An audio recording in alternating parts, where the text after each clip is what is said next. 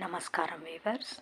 నవ్వు 4 విధాల చేయటంటే నవ్వకూడని సందర్భాలు, నవ్వే సందర్భాలు చూసుకుని నవ్వాలని దాని పరమార్థం.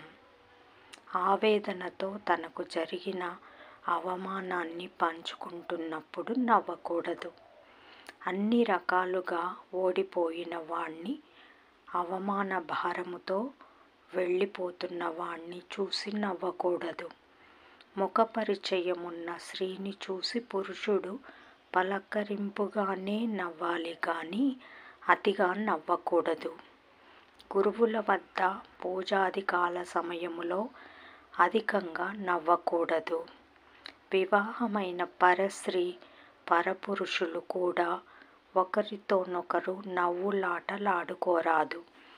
అది పురుషుని కన్నా స్త్రీకే ఎక్కువ అవమానం తెచ్చిపెడుతుంది.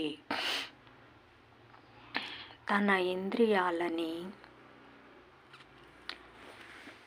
అదుపులో ఉంచుకోగలిగిన వాడి బుద్ధి స్థిరంగా ఉంటుంది. అతడిని మించిన విద్వాంసుడు, పండితుడు ఇంకెవరుంటారు? శ్రీకృష్ణ భగవానుడి వాక్యం. జై సాయిరామ్.